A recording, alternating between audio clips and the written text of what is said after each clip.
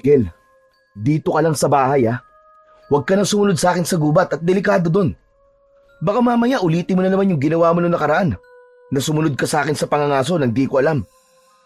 Kuya, gusto ko lang naman makita kung paano ka mangaso eh. Gusto ko rin kasing maging kagaya mo kapag malaki na ako. Ano ka ba, Miguel? Ayoko maging kagaya mo ko na hindi nakapagtapos ng high school. Ang gusto ko, makatapos ka ng pag-aaral para magkaroon ka ng magandang trabaho. Ikaw rin naman ang makikinabang yan pagdating ng araw eh. O paano, alis na ako ah. Isarado mo na lang ang mga pinto at bintana pag alis ko ah. Sige po kuya, mag-iingat ka po.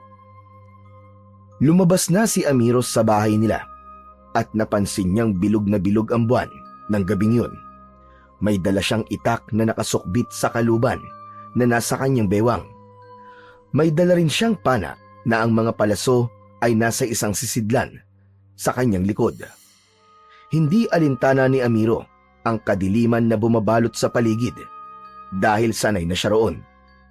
Ang pangangaso ang bumubuhay sa kanya at sa kanyang kapatid na si Miguel. Ang mga nahuhuli niyang usa, baboy ramo at iba pang mailap na hayop ay dinadala niya sa palengke upang ipagbili. Kapalit ng konting pera na ginagamit nilang panggastos sa araw-araw. Wala na silang mga magulang. Parehas na namatay ang nanay at tatay nila nang lumubog ang barkong sinasakyan ng mga yon pauwi sa probinsya. Bagamat hindi nakapagtapos ng pag-aaral, ay nagsumikap si Amiro upang matiyak na makakapagtapos ng kolehiyo ang kapatid niyang nakakabatang si Miguel. Ayaw niyang maging kagaya niya si Miguel na dahil hindi nakapagtapos ng pag-aaral ay pinili na lamang na maging isang mangangaso. Makalipas ang ilang sandali, ay narating na ni Amiro ang kagubatan na nasa dulong bahagi ng kanilang baryo. Sinikap niyang hindi makalikha ng ingay habang iniiwasan ang mga tuyong sanga at dahon sa kanyang dinadaanan. Ang malamig na hangin ng gabi ay dumadampi sa kanyang balat, kasabay ng tunog ng mga kuliglig at huni ng mga ibong gising sa gabi. Sanay na si Amiro sa ganong eksena. Ang katahimikan ng gubat ay isang bagay na kumakalma sa kanya. Bagaman at batid niyang puno rin ang lugar na yon ng panganib. Maya-maya pa, may narinig siyang mahihinang kaluskos sa kanyang unahan. Dahan-dahan siyang lumapit at sumilip sa pagitan ng mga dahon ng isang makapal na halaman. Nakita niya ang isang malaking baboy ramo na abala sa paghuhukay ng lupa na waring naghahanap ng pagkain. Agad niyang hinugot ang isang palaso. Itinutok niya yun sa hayop at inihanda ang sarili sa pagbitaw sa tali. Subalit bago pa man niya pakawalan ang palaso, ay may lumapit sa malaking baboy ramo na 3 maliliit na biik. Napasinghap si Amiro. Bumigat ang kanyang dibdib habang nakatingin sa magiinang baboy ramo. Kung papatayin niya ang baboy ramo, naisip niya na kawawa naman ang mga anak nito. Kaya marahan niyang inalis ang palaso mula sa pana at ibinalik yon sa kanyang sisidlan sa kanyang likod. Luminga si Amiro sa paligid at nagdesisyong humanap na lamang ng ibang hayop na pwede niyang hulihin.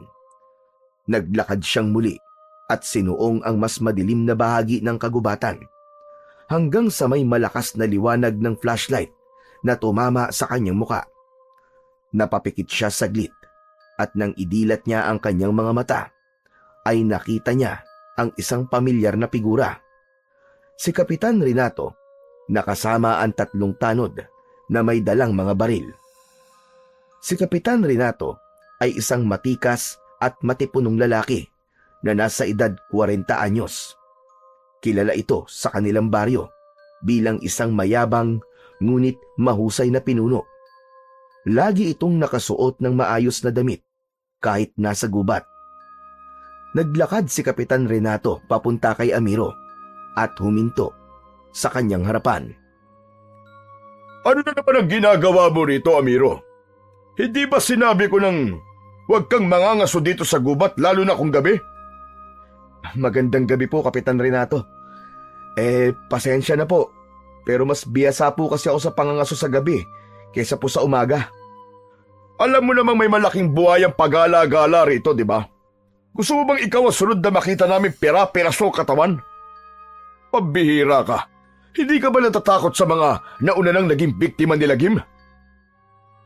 Kaya ko naman pong alagaan at ipagtanggol ang sarili ko, Kapitan.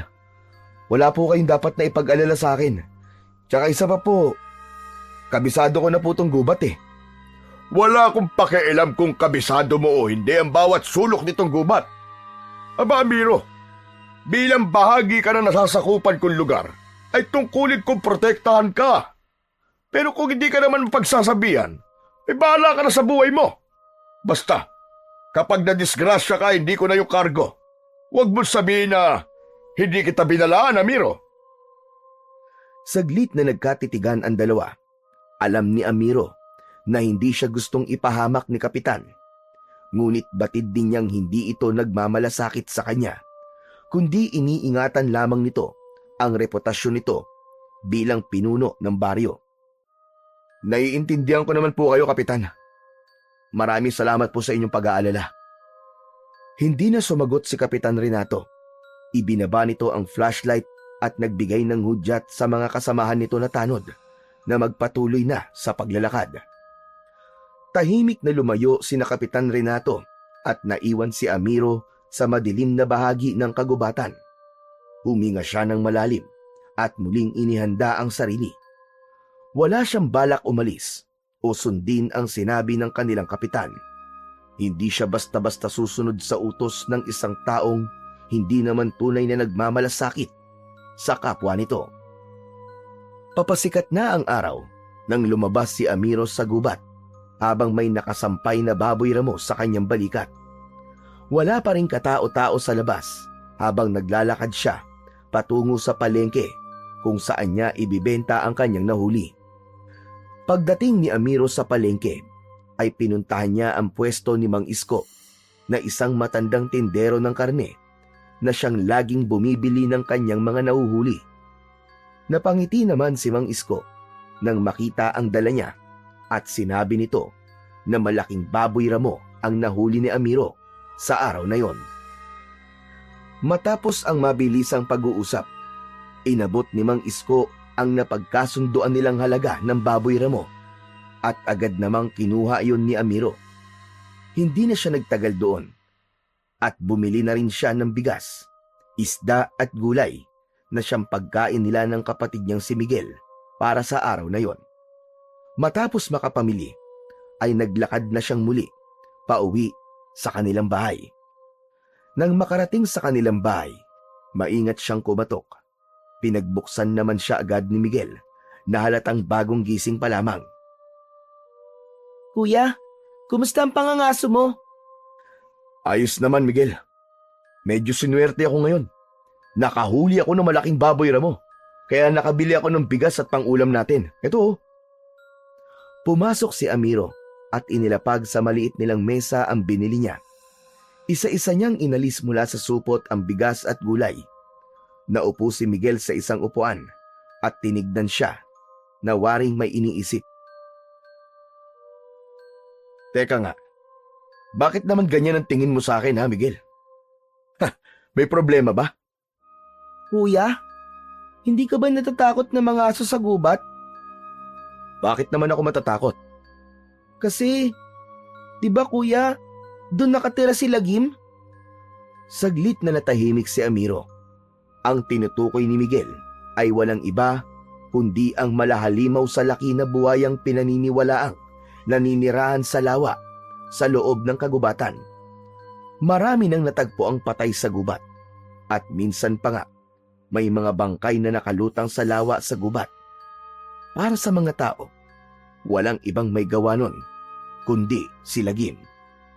Ngunit para kay Amiro, walang dahilan para matakot siya kay Lagim. Ilang taon na siyang nangangaso sa gubat, pero ni anino ni Lagim ay hindi pa niya nakikita. Alam mo, Miguel, wala akong dapat na ikatakot kay Lagim. Naniniwala ako na hanggat hindi mo siya ginugulo, hindi kanya sasaktan. Ang mga hayop ay hindi nananakit kung di mo sila bubulabugin. Alam ni Amiro na hindi kumbinsido si Miguel sa kanyang sinabi, pero hindi na ito nagsalita pa. O sige na, matulog ka na ulit. May pasok ka pa mamaya eh. Sige kuya, inaantok pa nga ako eh. Habang papasok si Miguel sa kwarto nila, ay saglit na nag-isip si Amiro. Hanggang sa sandaling yun kasi, ay hindi pa niya alam kung totoo nga ba si Lagim at ito ang responsable sa mga pinatay na tao sa lugar nila sa mga nakalipas na mga taon. Tanghali na nang magising si Amiro ng araw na yon. Siya lang ang mag-isa sa bahay dahil nasa eskwelahan na ang kanyang kapatid at hapon pa ito umuwi. Bumangon na siya mula sa kanyang higaan at nag-unat ng kanyang katawan. Lumabas siya ng kwarto at napansin niya ang pagkain sa lamesa. Isang plato ng sinangag na may kasamang ulam na daing na bangus at pritong itlog. Napangiti siya. Alam niyang si Miguel ang naghanda nun bago ito umalis. Para kay Amiro ay mapalad siya na may kapatid siyang katulad ni Miguel na masipag at maaasahan sa gawaing bahay at marunong magluto kahit bata pa lamang. Umupo si Amiro at sinimulang kainin ang pagkain na nakahain sa lamesa. Ngunit bago pa niya maubos ang kinakain, ay may narinig siyang kaguluhan sa labas. Napakunot ang kanyang noo. Dinig na dinig niya ang sigawan ng mga tao na tila natataranta at nagkakagulo. Agad siyang tumayo at lumabas ng bahay nila. Doon niya nakita ang mga tao na nagtatakbuhan papunta sa iisang direksyon. Napaisip siya kung ano ang nangyayari. At dahil sa kuryosidad, ay sinundan ni Amiro ang pinupuntahan ng mga tao. Pagdating niya sa pinangyarihan ng kaguluhan, ay natigilan siya at kinilabutan ng gusto nang makita niya ang nakahandusay na bangkay ng isang lalaki. Kalunos-lunos ang itsura ng bangkay. Wasak ang damit, may malalalim na sugat sa katawan, at ang isa nitong paa ay halos maputol na. Ang mga mata nito ay nananatiling nakadilat na parabang puno ito ng takot bago ito tuluyang binawian ng buhay. Maya-maya pa ay dumating na si Kapitan Renato at tumayo ito sa tabi ng bangkay. Puwisit talaga. Nakalusot na naman sa pagraronda namin kagabi si Lagim. Isa na naman ang naging biktima ng hayop na buhayang yon. Ilang beses ko na kasing sinabi, wala nang dapat pumunta sa gubat. Napakalaking buhaya ang nakatira roon. At kung hindi kayo mag-iingat, baka kayo na ang isunod ni Lagim. Naramdaman ni Amiro ang bigat ng tingin ng kapitan habang nagsasalita ito na parabang siya mismo ang kinakausap nito. Tinamaan siya sa sinabi nito. Hindi siya naniniwala sa mga kwento tungkol kay Lagim, pero hindi niya maitatanggi na may tao na namang namatay. Tumalikod na si Amiro para umalis, pero napahinto siya nang tawagin siya ni Kapitan Renato. Amiro, sandali lang. Napahinto si Amiro, ngunit hindi siya lumingon. Magpasalamat ka at hindi ikaw ang naging biktima kagabi. Ilang beses na kita sinasabihan, huwag ka nang pupunta sa gubat. Huwag mong hintayin na ikaw ang susunod namin makikitang nakahandusay dito at wala ng buhay. Hindi sumagot si Amiro. Alam niyang wala siyang mapapala kung makikipagtalo pa siya sa kanilang kapitan.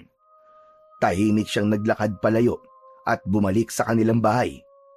Ngunit sa kabila ng mga sinabi ni Kapitan Renato, sa kabila ng bangkay na nasa harapan niya kanina, ay sinabi niya sa kanyang sarili na magpupunta pa rin siya sa gubat upang mangaso dahil yun lamang ang tangi niyang ikinabubuhay. Nang malapit nang umuwi si Miguel sa eskwelahan, ay nagsimula ng magluto ng hapunan si Amiro. Sinigang na baboy ang niluto niya dahil paborito nila yung magkapatid, lalo na kung may sawsawang patis na pinigaan ng kalamansi at sili. Makalipas lamang ang ilan sandali, ay bumukas na ang pinto at pumasok si Miguel na may nakasukbit na bag sa kanyang likuran. Lumapit ito sa kanya upang tignan ang kanyang niluluto. Wow! Sinigang na baboy! Mapaparami na naman ang kain natin yan, kuya. Sinabi mo pa. O ano, kumusta pala ang pagpasok mo sa eskwelahan? Ayos lang naman po, kuya. Nag-long test po kami kanina sa math tapos na-perfect ko po. Ako nga lang po ang perfect sa amin eh. Ayos. Napakatalino mo talaga, Miguel. Ipagpatuloy mo lang yan ha. Para kapag mataas ang grado mo, kapag graduate ka, ay makakakuha ka ng scholarship sa kolehiyo. Huwag ka mag-alala, kuya. Pinagbubuti ko naman po ang pag-aaral ko. Pero, maiba ako, kuya. Totoo bang may nabiktima na naman si Lagim? Biglang natigilan si Amiro sa paghahalo ng sabaw ng sinigang. Tumingin siya kay Miguel at marahang tumango. Oo, Miguel. Isang lalaki na tagpo ang patay sa bungad ng gubat kaninang umaga. Kuya, hindi kaya panahon na para huminto ka na sa pangangaso mo? Natatakot kasi ako para sa iyo, kuya eh. Baka isang araw, ikaw naman ang matagpuan naming patay dahil dun sa malaking buhaya sa gubat. Ayoko pong mangyari yun, kuya. Nakita ni Amiro ang labis na pag-aalala sa muka ni Miguel. Inilapag niya ang sandok sa ibabaw ng plato at saka marahang tinapik ang balikat ng kapatid. Miguel, alam ko nag-aalala ka para sa akin. Pero hindi ako pwedeng huminto sa ginagawa ko. Ang pangangaso lang ang bumubuhay sa atin. Kung titigil ako, paano tayo kakain? Paano ka makapag-aaral? Napayuko si Miguel at hindi nakasagot. Saka lang siguro ako hihinto, Miguel. Kapag nakatapos ka na ng pag-aaral mo. O kung may magandang trabaho akong mahanap. Pero sa ngayon, wala akong ibang alam na paraan para kumita ng pera kundi ang pangangaso lang. Pero nangangako ko sa'yo na mag-iingat ako palagi. Hindi ako papayag na may mangyaring masama sa akin. Kasi ayokong maiwan ka mag-isa. Marahang tumango si Miguel, pero alam ni Amiro na hindi niya napawi ang takot ng kanyang kapatid. Ang totoo, maging si Amiro ay takot din na may masamang mangyari sa kanya sa gubat. Alam niyang maaaring tama si Miguel na baka isang araw siya naman ang sunod na magiging biktima ni Lagim. Pero alam niya ring kailangan niyang lakasan ang kanyang loob kung gusto niyang mabuhay silang magkapatid. Nang mga sumunod na araw, ay halos magkakasunod ang natatagpuang mga bangkay sa lugar ni na Amiro. Lahat ng bangkay ay kalunos-lunos ang sinapit. Hindi na makilala ang mga yon dahil halos luray-luray na ang katawan ng mga yon na para bang nilapa ang mga yon ng isang mabangis na halimaw. Walang ibang sinisi ang mga tao kundi si Lagim, ang dambuhalang buhayang pinaniniwalaang naninirahan sa lawa sa gitna ng gubat. Lalong lumakas ang takot at pangamba sa buong baryo. Walang sino man ang nangahas na lumapit sa gubat, lalo na kapag palubog na ang araw. Naging mahigpit ang utos ni Kapitan Renato na bawal nang pumasok ang kahit na sino sa gubat. Sa kabila ng lahat ng hindi magagandang nangyayari, ay patuloy pa rin si Amiro sa kanyang pangangaso. Para sa kanya, wala siyang ibang pagpipilian kung hindi ang ituloy ang bagay kung saan siya kumikita ng pera. Kailangan nilang mabuhay ni Miguel. Kailangan niyang may maihain sa hapagkainan sa araw-araw. Habang ang lahat ay takot na takot sa gubat, ay si Amiro lamang ang tanging nangahas na magtungo roon. Isang umaga, habang naglalakad si Amiro patungo sa palengke, ay napansin niyang may pagtitipon sa plaza. Lumapit siya upang malaman kung para saan ang pagtitipon na yon, at nakita niya si Kapitan Renato na nakatayo sa unahan at nagsasalita. Nanatili muna siya roon upang pakinggan ang sinasabi ng kanilang kapitan.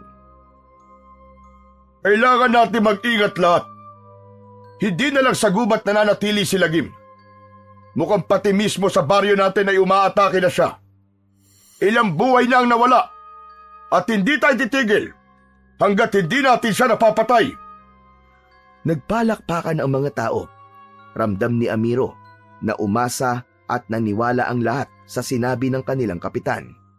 May ilan pang sumigaw ng pagsang-ayon, habang ang iba naman ay may takot sa kanilang mga muka. Tumalikod na si Amiro at nagpatuloy sa kanyang paglalakad. Ngunit sa kabila ng sigaw ng mga tao at ang pangako ni Kapitan Renato, ay may bumabagabag sa kanyang isipan. Hindi niya maintindihan, ngunit parang may ibang dahilan si Kapitan Renato sa pagnanais nito na mapatay si Lagim. Kinagabihan, habang abala si Amiro sa paghahanda ng kanyang mga gamit para sa kanyang pangangaso, ay narinig niya ang pagsigaw ni Miguel. Bigla na lang itong nagising sa mahimbing nitong pagtulog. Lumingon siya at nakita niyang namumutla at nanginginig ang kanyang kapatid. Lumapit siya rito at marahang tinapik ang balikat ng kapatid. Miguel, nanaginip ka na naman ba ng masama? Ayos ka lang ba? Hindi agad nakasagot si Miguel. Basang-basa ang noo nito sa pawis at parang hindi nito kayang ipaliwanag ang nakita nito sa kanyang panaginip. Miguel, kung ano man ang napanaginipan mo, panaginip lang yun. Hindi yun mangyayari. Nagtaka si Amiro nang mahigpit na hinawakan ni Miguel ang kanyang braso at tinignan siya nito ng malalim. Kuya, mangangaso ka ba ngayong gabi? Oo. Bakit mo na itanong? Kuya, wag kang umalis. Napanaginipan ko na hinahabol ka ng halimaw sa gubat at pinatay ka niya. Miguel, tulad ng sinabi ko sa'yo, panaginip lang yon. Ang panaginip ay kabaligtaran ng mangyayari sa totoong buhay. Kuya, hindi kaya ang halimaw sa panaginip ko ay si Lagim? Hindi kaya siya ang papatay sa'yo? Napakurap si Amiro. Alam niyang marami nang naging biktima ang sinasabing dambuhalang buhaya. Pero sa loob ng maraming taon, ni anino nito ay hindi pa niya nakita. Huwag kang mag-alala, Miguel. Hindi naman ako nagtutungo sa lawa kung saan sinasabing nakatira si Lagim eh. Wala kang dapat ipag-alala. Hindi pa ako mamamatay. Kahit alam ni Amiro na hindi nawala ang kaba at takot ni Miguel sa mga sinabi niya, ay nagpatuloy pa rin siya sa kanyang paghahanda. Sa kabila ng pagpigil ni Miguel, ay umalis pa rin siya upang mangaso. Agad na nagtungo si Miguel sa lugar sa gubat na paborito niyang paghulihan ng mga ligaw na hayop. Umaambon ng gabing yon, pero hindi yun naging hadlang sa kagustuhan niyang makahuli ng hayop na maibibenta niya sa palengke. Mahigpit niyang hawak ang kanyang pana at palaso habang dahan-dahang naglalakad. Ilang sandali pa ay may narinig siyang mahihinang kaluskos sa kanyang kaliwa. Huminto siya at sinundan ang tunog ng ingay. Sa pagitan ng mga puno, nakita niya ang isang napakalaking baboy ramo na may mahahabang pangil at makapal na balahibo. Marahan siyang yumuko at iniangat ang kanyang pana. Itinutok niya sa baboy ramo ang palaso. Laking gulat naman ni Amiro nang mula sa kanyang harapan ay sumulpot ang isang nilalang na may matutulis na kuko at ngipin. Ang mga mata nito ay pulang-pula na parang bola ng apoy. Nang hilakbot si Amiro ng kanyang napagtanto na isang aswang ang nasa kanyang harapan. Biglang sumugod ang aswang at mabilis siya nitong kinalmot sa kanyang braso.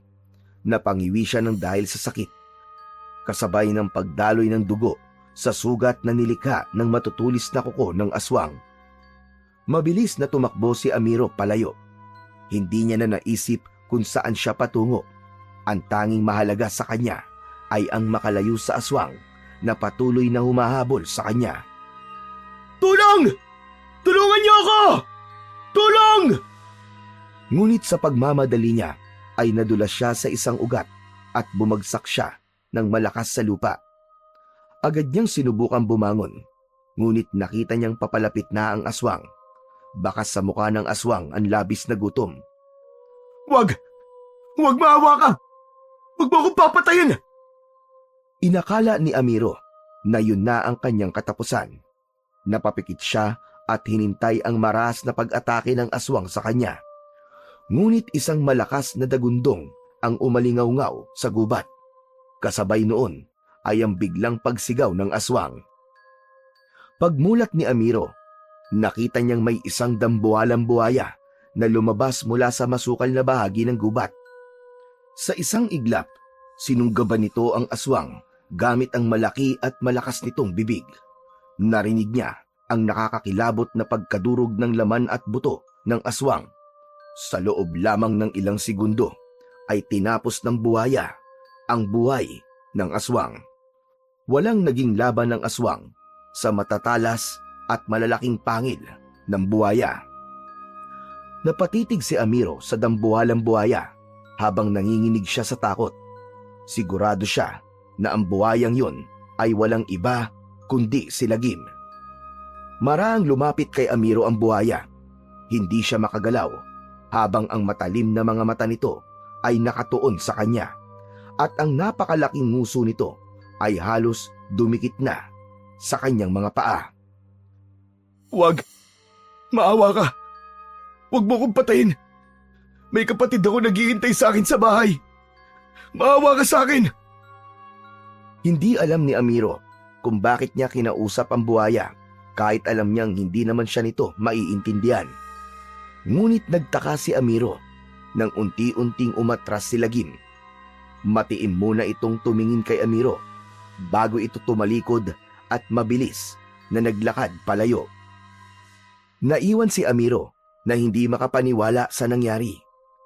Nanatili siyang nakatulala kahit ilang minuto nang wala sa paningin niya si Lagim. Nagtataka siya kung bakit hindi siya sinaktan o pinatay ni Lagim gaya ng sinasabi ng mga tao tungkol dito, lalo na ni Kapitan Renato. Nang may masmasan si Amiro, ay napatingin siya sa katawan ng patay na aswang na nakahandusay sa lupa. May malalalim itong sugat mula sa matatalas na ngipin ng buhaya. Ang malalaking mata nito ay nanlilisik pa rin, ngunit wala ng buhay. Nang sandaling yon ay isang bagay ang napagtanto ni Amiro. Malaki ang posibilidad na mga aswang ang tunay na pumapatay ng mga tao sa lugar nila at hindi si Lagim. Doon niya napatunayan ang isang bagay na bumangon sa kanyang isip. Mga aswang ang salarin. Mabilis na tumayo si Amiro. Naisip niyang kailangan niyang ipaalam yun sa lahat. Tumakbo siya palabas ng gubat. Ngunit sa kanyang pagtakbo ay bumangga siya sa isang matigas na katawan ng tao. Napaatras siya at nang tumingin siya sa kanyang harapan ay naroon si Kapitan Renato na may kasamang 3 tanod.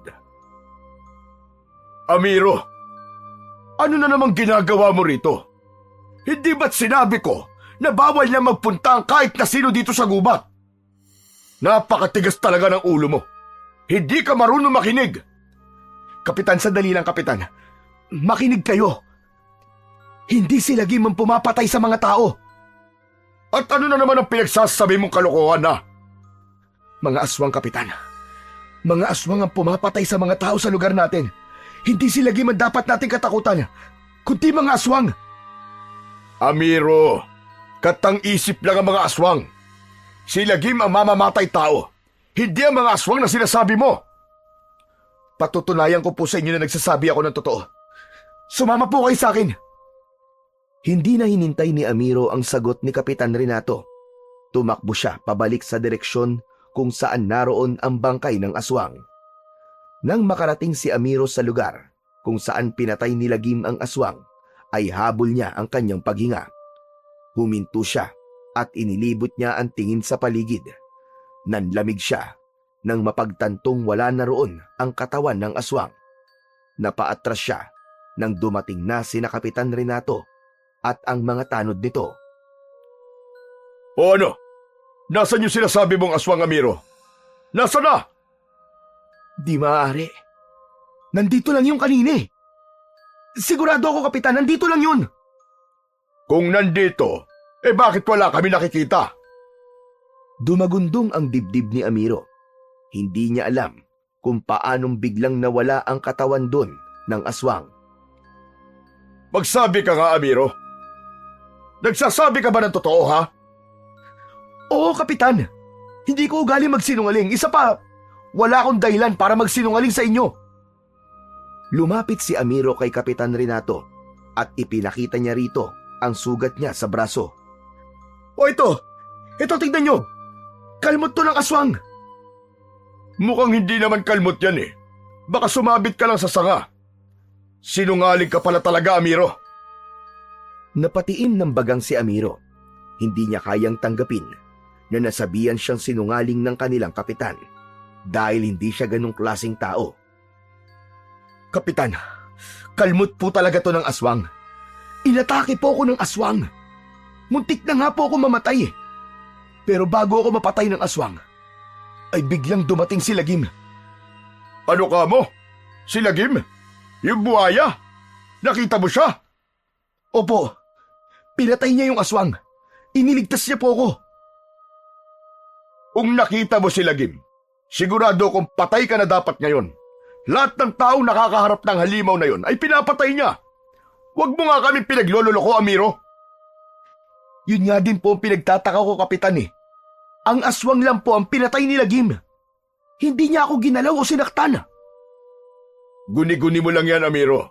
Ano bang tinira mo, ha? Hindi, Kapitan. Baka hindi talaga si Lagim ang pumapatay sa mga tao sa lugar na to. Ang mga aswang ang pumapatay sa kanila. Maniwala po kay sa akin. Hindi agad nagsalita si Kapitan Renato. Humakbang ito papalapit kay Amiro at matiim siyang tinignan. Amiro, umamin ka nga sa akin. Gumagamit ka ba ng droga? Kapitan, hindi ako gumagamit ng kahit na anong ipinagbabawal na gamot. Alam kong walang mabuting maidudulot yun sa akin. Kaya bakit ako gagamit nun? Bakit ko magsalita kay para kang bangag? Aswang? Iniligtas ka ni Lagim? Aba, ano bang pinagsasasabi mo? Totoo po ang sinasabi ko, Kapitan. Hindi si Lagim ang pumapatay sa mga tao sa lugar natin. Kalokohan! Si Lagim ang may gawa ng lahat ng patayan dito sa lugar natin. At kung totoong nakita mo siya, dapat patay ka na talaga ngayon. Huwag mo kami pinaglololoko. Maniwala naman kayo sa akin, Kapitan. Hindi po ako nagsisinungaling. Tama na yan, Amiro. Sige na, umuwi ka na at magpahinga. O kaya kumain ka at baka gutom lang yan. Kaya kung ano-ano nakikita mo. Sabi nang umuwi ka na eh. Gusto mo bang ikulong ka namin sa barangay, ha? Natahimik si Amiro. Natakot siya na baka totohanin ni Kapitan Renato ang huli nitong sinabi. At isa pa, Amiro, ha? Kapag ipinagkalat mo ang kasinungalingang yan sa mga tao, palalayasin kita at ang kapatid mo dito sa baryo. Ayokong dagdagan mo pa ang takot ng mga tao, Amiro. Nagkakaintindihan ba tayo? Napalunok si Amiro at napilitan siyang tumango. Wala siyang nagawa kundi maglakad palabas ng gubat, kesa naman makulong pa siya. Tahimik na naglalakad si Amiro pauwi. Paulit-ulit niyang iniisip ang lahat ng nangyari sa gubat ng gabing yun. Napabuntong hininga siya habang papalapit siya sa bahay nila. Nang nasa harap na siya ng pinto, ay marahan siyang kumatok. Agad namang bumukas ang pinto at bumungad ang kanyang nakababatang kapatid na si Miguel. Kuya, ang aga mong umuwi ah. Bakit? Anong nangyari? Sandali. Bakit may sugat ka sa braso, kuya? Ano nangyari sa'yo? Wala ito, Miguel. Sumabit lang sa matuli sa sanga. Sigurado ka ba, kuya? Oo. Wala rin ako ng huling hayop sa gubat kaya umuwi na lang ako. Halika sa loob, kuya. Linisin natin yung sugat mo at baka may infeksyon pa yan eh. Pumasok na si Amiro sa loob ng bahay habang pilit niyang itinatago ang kaba na kanyang nararamdaman. Mas pinili na lang niyang magsinungaling kay Miguel kahit hindi niya yun gawain para lang hindi ito mag-alala sa kanya.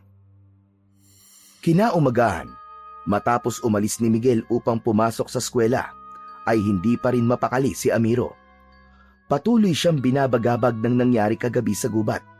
Sa kabila ng takot at pangamba, nagpasya siyang bumalik sa lugar kung saan pinatay ng buhaya ang aswang. Kailangan niyang makatiyak na hindi lang yun bunga ng kanyang imahinasyon. Pagdating doon ni Amiro, ay agad niyang napansin ang bakas ng natuyong dugo sa lupa at sa mga damo. Doon niya napagtanto na totoo ang lahat ng nangyari doon nung nakaraang gabi. Ang hindi lang niya talaga maipaliwanag ay kung bakit hindi man lang siya pinaniwalaan ni Kapitan Renato. Mas lalo tuloy tumindi ang duda niya sa kanilang kapitan. Simula ng araw na yon, ay nagkaroon na ng matinding takot si Amiro sa mga aswang na maaaring nagtatago lamang sa gubat. Tuwing iniisip niyang babalik siya sa gubat upang mangaso, ay naaalala niya ang matatalim na kuko ng aswang na dumapo sa kanyang braso at ang nakakatakot nitong anyo. Ngunit alam niyang hindi siya maaaring tumigil sa kanyang pangangaso.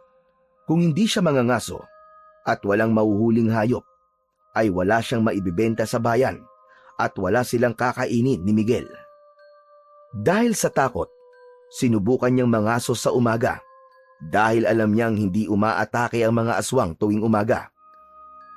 Ngunit naging mas mahirap ang pangangaso niya sa ganong oras dahil mas mailap ang mga hayop dahil madali siyang nakikita ng mga yon. Kaya nagdesisyon siya na kailangan niyang bumalik sa pangangaso tuwing gabi dahil kung hindi ay magugutom silang magkapatid. Isang gabi, tahimik na kumakain sina Amiro at Miguel. Tanging ang tunog ng kutsara at pinggan ang pumupuno sa maliit nilang tahanan. Ngunit hindi nagtagal, ay binali ni Miguel ang katahimikan. Kuya, bakit hindi na kita nakikitang umaalis sa gabi para mangaso? Nagpapahinga lang ako, Miguel. Babalik din ako sa pangangaso pag gumaling na tong sugat ko sa braso. Ang akala ko po kasi, huminto ka na dahil natatakot ka po kay Lagim. Hindi sumagot si Amiro, pero sa isip niya, alam niyang hindi si Lagim ang dapat niyang katakutan. Ang tunay na banta sa kanilang lugar ay ang mga aswang. Sigurado siya na ang mga yon ang pumapatay sa mga tao sa kanilang baryo at hindi ang dambuhalang buhaya na si Lagim. At sa sandaling yon, isang ideya ang biglang pumasok sa isip niya para makapangaso ulit siya sa gabi. Pagsapit ng hapon, ay tahimik na naglakad si Amiro patungo sa bahay ni Lolo Waldo, ang kilalang albularyo at antingero sa kanilang baryo. Kilala ito sa paggawa ng mga agimat at paggamot sa mga sakit na hindi maipaliwanag ng mga doktor.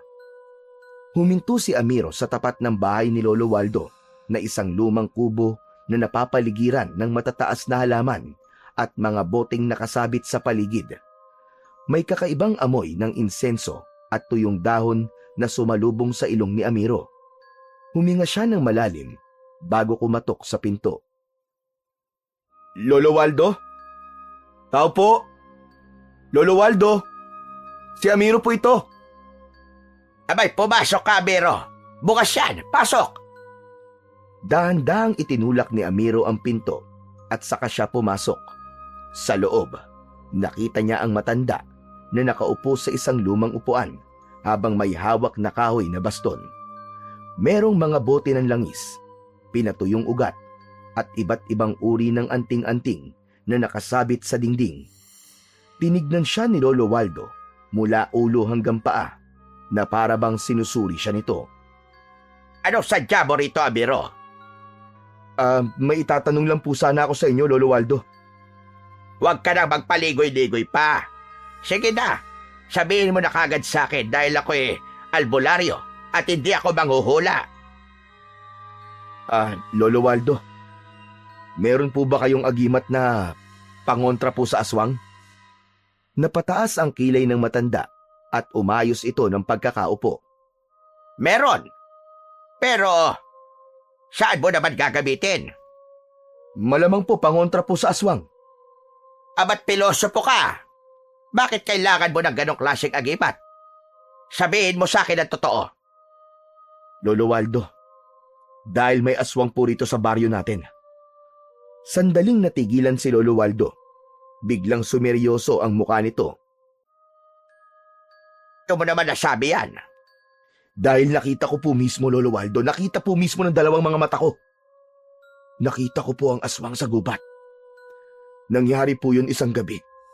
Habang nangangaso po ako sa gubat, bigla po niya akong inatake. Muntik na po ako mamatay.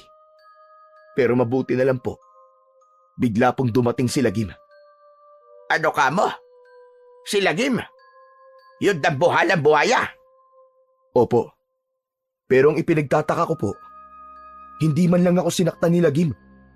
Ang aswang lang po ang pinatay niya. Iniligtas po ako ni Lagim, Lolo Waldo. Nagtataka naman yata yung kwento mo, Amiro. Hindi ba ang sinasabi ng karamihan dito ay si Lagim ang pumapatay sa mga tao? Yan nga rin po ang iniisip ko, Lolo Waldo Maling paratang po ang ibinabato nila kay Lagim. Hindi siya ang tunay na pumapatay sa mga tao rito, kundi ang mga aswang na nasa gubat.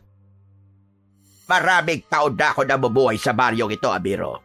Pero kahit isang beses, ay wala pa ako nabalita ang may aswang dito. Pero totoo pong may aswang dito, Lolo. Kung hindi po ako nakatakas, baka ako na po ang sunod na naging biktima ng aswang sa gubat. Kaya po ako narito sa inyo. Dahil gusto kong ipagpatuloy ang pangangaso ko. Pero ayokong gawin yun ng walang panangga. Kaya sana po bigyan niyo po ako ng agimat laban sa mga aswang. Muling tumahimik si Lolo Waldo. Maya-maya pa ay huminga to ng malalim. Tumayo ito at naglakad papunta sa isang kahon na nasa sulok ng kubo. Binuksan nito ang kahon at kinuha ang isang maliit na bote na may lamang langis at pira-pirasong ugat. Inabot nito yon kay Amiro. Amiro, ito lang ang maibibigay ko sa'yo. Ano po ito, Lolo Waldo? Kapag kumulo ang langis sa loob ng bote na ito, ibig sabihin lang, may aswang na malapit sa'yo. Magandang meron ka nito para alam mo kung may aswang sa paligid. Mas makapaghahanda ka na lumaban o kaya ay tumakbo. Pero Lolo Waldo, wala po ba kayong mas malakas na agimat? Yung magiging malakas po ako para malabanan ko po mga aswang. Kung gusto mong lumaban sa mga aswang, hindi sapat ang agimat. Kailangan mo rin ng tapang. Pero ito lang ang kaya kong ibigay sa'yo. Wala nang nagawa si Amiro, kundi ang tanggapin ang maliit na bote na yon. Hindi niya na yon tinanggihan dahil baka bawiin pa yon ni Lolo Waldo. Maraming salamat po, Lolo Waldo. Tandaan mo ito, Amiro. Hindi pa ako kumbinsido sa kwento mo. Hanggat hindi ako mismo ang nakakakita sa mga aswang na sinasabi mo, ay hindi ako maniniwala. Malakas po ang pakiramdam ko na malalaman niyo rin po ang katotohanan. Matapos yun, ay nagpaalam na si Amiro kay Lolo Waldo. Umalis siya sa bahay ni Lolo Waldo na dala ang maliit na bote na ibinigay nito sa kanya. Kinagabihan, lumabas ng kanilang bahay si Amiro, dala ang kanyang pana, mga palaso at ang maliit na boteng ibinigay ni Lolo Waldo. Hawak niya yun ng mahigpit. Sa kabila ng takot na nararamdaman niya sa muling pagpunta sa gubat, ay tumuloy pa rin siya dahil kailangan niyang kumita ng pera. Habang naglalakad siya papasok sa masukal na kagubatan, ay pinakiramdaman niya ang paligid. Ang liwanag ng buwan ay sapat na upang makita niya ang dinadaanan niya.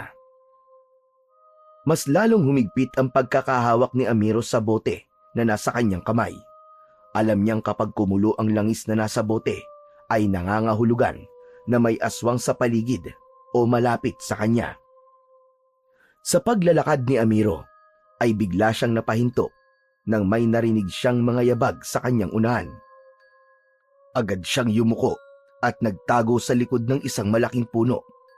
Mula sa kanyang kinaroroonan, nakita niya ang ilang lalaking tumatakbo sa gitna ng gubat. Agad niyang nakilala ang isa sa mga yon. Walang iba kundi si Kapitan Renato. Halatang may hinahabol ang mga yon.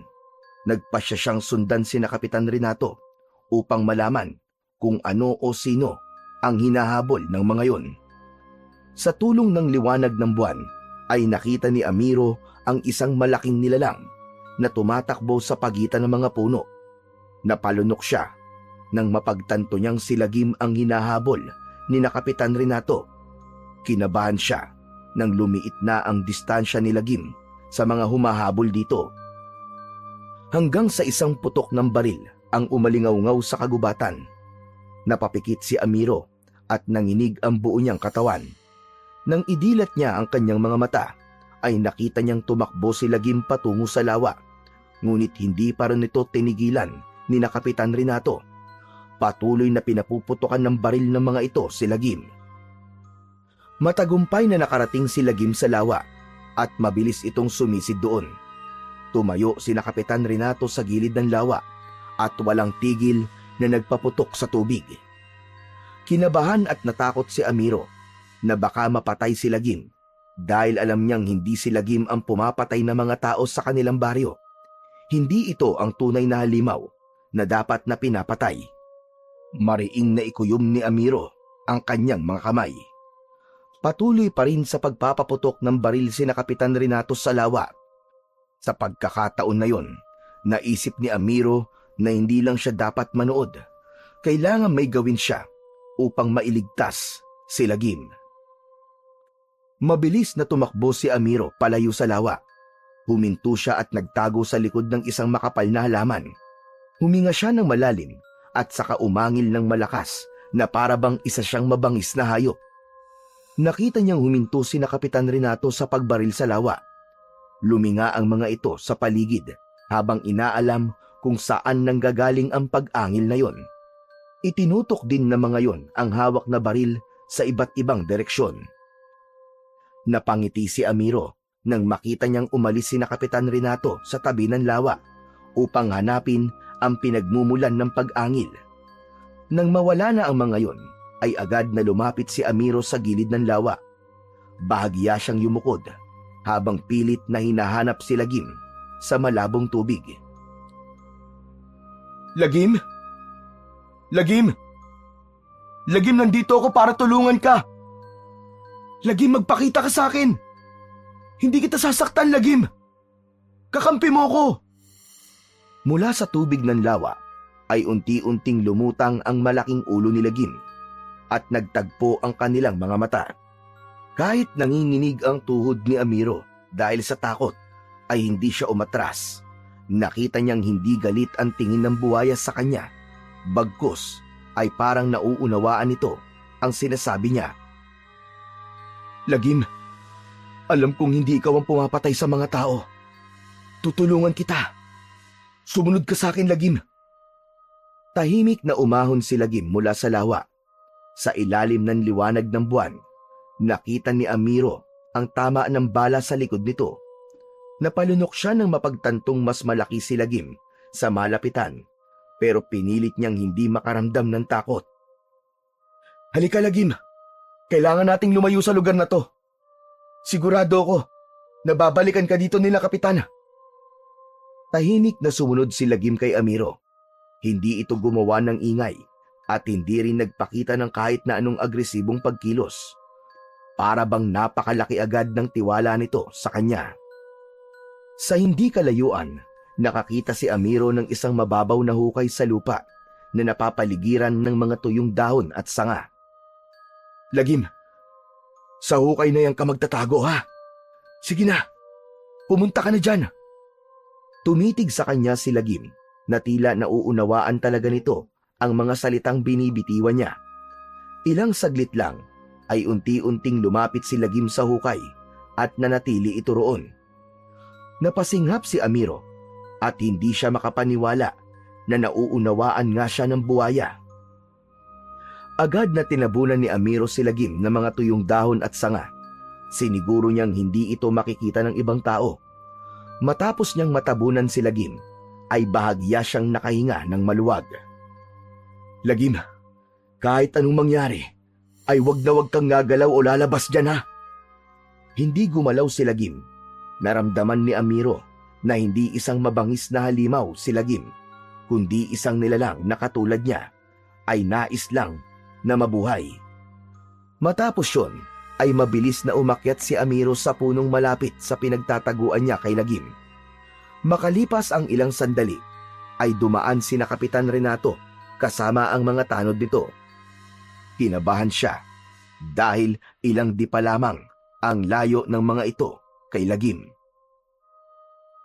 Sige, bumalik tayo sa lawa. Baka naroon pa si Lagim. Kailangan mapatay natin siya ngayong gabi.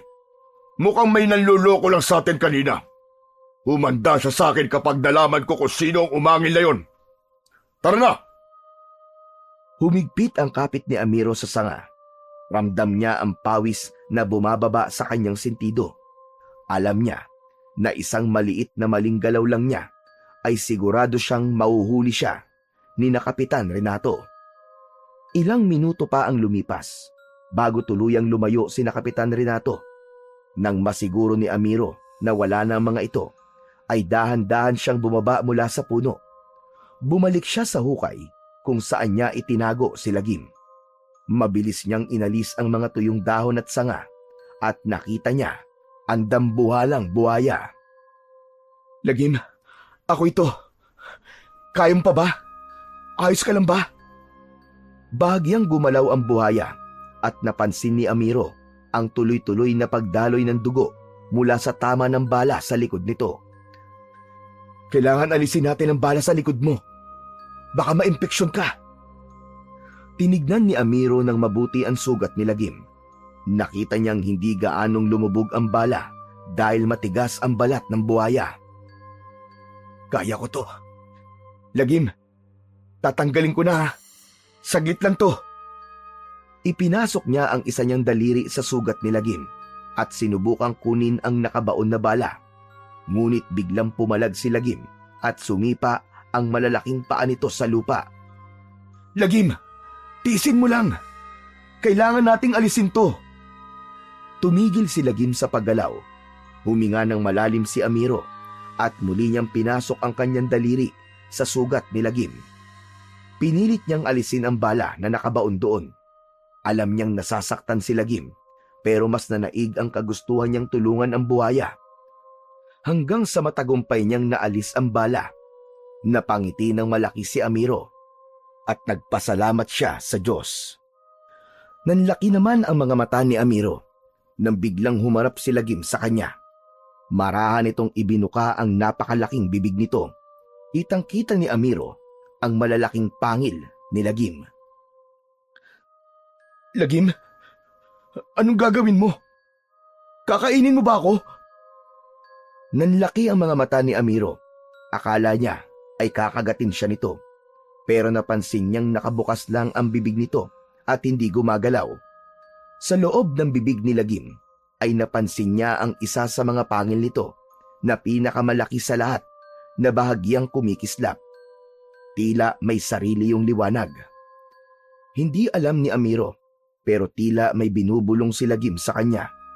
Sinasabi nito sa kanya na kunin niya ang pangil nito na nagliliwanag.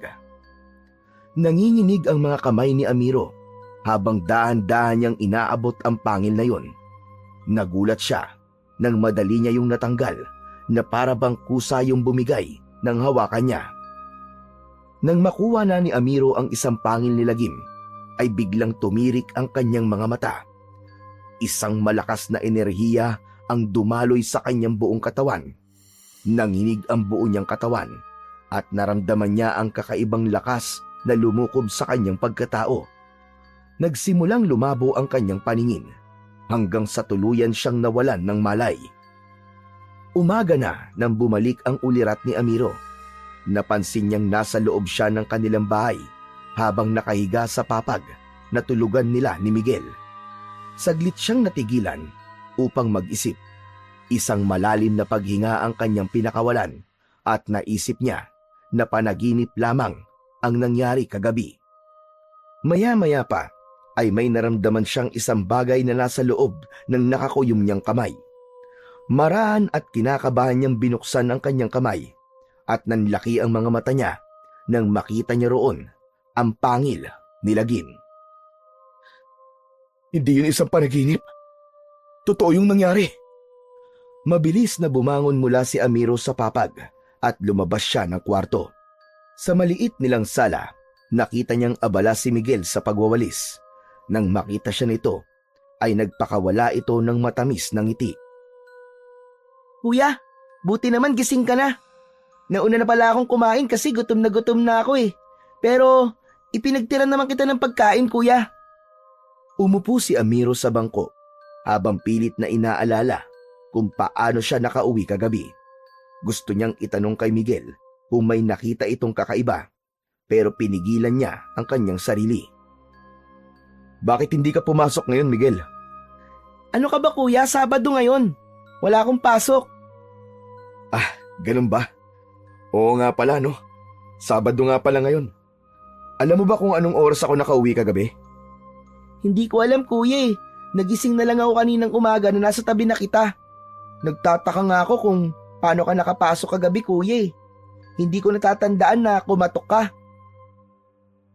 Ano siguro? Baka nakalimutan mong ikandado ang pinto.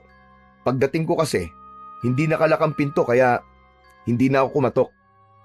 Siguro nga. O sige, kuya. Maglilinis lang ako kumain ka na at baka gutom ka na rin. Hindi na nagsalita si Amiro at nagtungo na siya sa hapagkainan. Pagkaupo niya ay binuksan niya ang kanyang kamay at tinitigan niya ang pangil ni Lagim na nasa kanyang palad.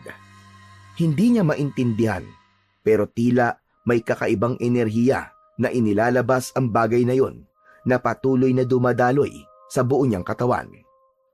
Sa mga sumunod na araw ay hindi mapakali si Amiro. Paulit-ulit niyang tinitignan ang pangil ni Lagim. Iniikot niya yon sa kanyang mga daliri at pinagmamasdan kung may kakaibang katangian yon. Hindi niya maintindihan kung bakit yon ibinigay sa kanya ng dambuhalang buhaya. Habang lumilipas ang mga araw, ay mas lalong lumalalim ang pag-iisip ni Amiro. Hindi siya makatulog ng maayos dahil alam niyang may bahagi ng sarili niyang gustong tuklasin ang lihim ng pangil ng buhaya. Hanggang naisip niya si Lolo Waldo. Nagkaroon siya ng hinala na ang matandang albularyo ang nag-iisang taong maaaring makasagot sa kanyang mga tanong. Isang umaga, maagang tumungo si Amiro sa bahay ni Lolo Waldo. May bahagyang kaba sa kanyang dibdib. Ngunit mas nagibabaw ang kanyang pagnanais na malaman ang lihim ng pangil na nasa kanyang pangangalaga. Pagdating niya sa bahay ni Lolo Waldo, ay agad siyang kumatok. Hindi naman nagtagal, ay bumukas din ang pinto at bumungad sa kanya si Lolo Waldo. Ikaw na naman! Kung hihingi ka na naman ng agimat, ay umuwi ka na lang. Wala akong ibibigay sa'yo, Amiro. Teka, hindi po. Hindi po ako pumunta rito para manghingi ng agimat. Lolo Waldo, meron lang po sana akong nais na itanong sa inyo. Maaari po ba akong pumasok? Sandaling nag-isip si Lolo Waldo. Sa huli ay nilawakan nito ang pagkakabukas ng pinto at hinayaan siyang makapasok. Magkaharap silang umupo sa kawayang sahig. Nang tanungin ni Amiro si Lolo Waldo kung ano ang pakay niya, ay marahan niyang ibinuka ang kanyang palad upang ipakita sa matanda ang pangil ni Lagim. Napasinghap si Lolo Waldo at nanlaki ang mga mata nito nang makita nito ang nasa palad ni Amiro. Agad nitong kinuha ang pangil ng buhaya at masusi yung pinagmasdan. Bakas sa mukha nito ang pagkamanga at tila hindi ito makapaniwala. Saan mo nakuha ito, Amiro? Lolo Waldo, ibinigay po sa akin yan ni Lagim. Ano ka mo? Ibinigay ito sa'yo ng buhayang nasa gubat. Pero paano? Sa tingin ko po kapalit po yan ang pagliligtas ko sa kanya. Papatayin sana siya ni Kapitan Renato, pero itinago ko po siya. Napabuntong hininga si Lolo Waldo at muling tinignan ang pangil ng buhaya. Matapos yon, ay ibinalik na nito yon kay Amiro. Mapalad ka. Napakapalad mo, Amiro. Napakaraming tao ang namamatay sa pagtatangkang makuha ang mutya ng pangil ng buhaya. Ngunit ikaw, ibinigay ito ng kusa sa iyo ng buhaya. Ano po bang ibig niyo sabihin? Tsaka, ano po ba talaga itong sinasabi niyong pangil ng buhaya? Hindi sumagot si Lolo Waldo. Sa halip, tumayo ito at nagtungo sa isang lumang aparador. May kinuha ito roon na isang lumang photo album. Muli itong umupo sa harapan ni Amiro at binuklat ang photo album. Maya-maya pa ay huminto ito sa pagbuklat at napansin niya ang mapait na ngiti nito. Itinuro ni Lolo Waldo ang litrato ng isang matandang lalaki. Atay ko ang lalaking ito. Pero napansin mo ba ang isa niyang kamay? Doon lang napansin ni Amiro na putol ang kanang kamay ng lalaki sa larawan. Bakit po naputol ang kamay niya, Lolo Waldo? Nung kabataan kasi niya, sinubukan niya kumuha ng mutya ng pangil ng buhaya. Pinaniniwalaan niya noon na ang pagkakaroon ng mutyang yon ay magbibigay sa kanya ng hindi matatawarang lakas at proteksyon. Nang subukan niyang bunutin ng isang pangil mula sa isang buhaya, ay kinagat ng buhaya ang kamay niya. Isang mabilis na kagat ang ginawa ng buhaya at tuluyang naputol ang kanyang kamay. Maswerte na lang siya at nabuhay pa rin siya. May mga kakilala rin ako na sinubukan yon, pero karamihan sa kanila ay hindi na nakabalik ng buhay. Ibig sabihin po ba may kapangyarihan po ang pangil na to? Hindi lang basta isang kapangyarihan, Amiro. Ang may hawak ng mutyang yan ay magkakaroon ng kakaibang lakas. Isang lakas na maihahalin tulad sa isang buhaya. Matibay at malakas na pangangatawan. May liksi sa tubig at sa lupa. Pero higit sa lahat, protektado ka nito. Basta dala mo ang mutyang yan, hindi ka basta-basta masusugatan at kaya mong labanan ng kahit na anong kasamaan. Napalunok si Amiro. Hindi niya inasahan na ganun kahalaga ang bagay na ibinigay sa kanya ni Lagim. Maya-maya pa ay muling nagsalita si Lolo Waldo. Gaya na sinabi ko sa iyo, Amiro, hindi madaling makuha ang mutyang yan. Kung nabunot mo yan ng ganun kadali lang, ibig sabihin ay malaki ang tiwala ni Lagim sa iyo. Hindi ko alam kung bakit, pero parang nais ko nang maniwala sa sinasabi mong hindi si Lagim ang pumapatay sa mga tao dito sa ating lugar. Baka naisip ni Lagim na kailangan ng may lumaban sa totoong kasamaan na meron dito sa lugar natin. Muling napasinghap si Amiro. Matagal na niyang pinaniniwalaan na hindi si Lagim ang tunay na salarin. Ngunit walang naniniwala sa kanya. Ngayong may mutya na siya, mas lalong lumalim ang kanyang pagdududa na may mas malalim pang dahilan kung bakit ibinigay yun sa kanya ng mahiwagang buhaya. Pero Lolo, may ideya po ba kayo kung bakit niya po ito binigay sa akin? Tanging ikaw lamang ang makakatuklas ng sagot sa tanong mong yan, Amiro. Natahimik si Amiro at pinilit niyang inisip kung ano nga ba talaga ang dahilan ni Lagim kung bakit nito ipinagkatiwala sa kanya ang ganoong klase ng mutya. Alam niya na hindi lamang simpleng pasasalamat yun kung bakit nito yun ibinigay sa kanya. Malakas ang pakiramdam niya na meron pang mas malalim na dahilan na kailangan niyang matuklasan sa mga susunod na araw. Matapos makipag-usap ni Amiro kay Lolo Waldo, ay nagtungo siya sa gubat. Naisip niyang puntahan si Lagim at baka makakuha siya ng sagot sa kanyang katanungan. Makalipas ang ilang minutong paglalakad sa gubat, ay narating na niya ang lawa kung saan madalas na makita si Lagim. Lagim! Lagim, nandito ako!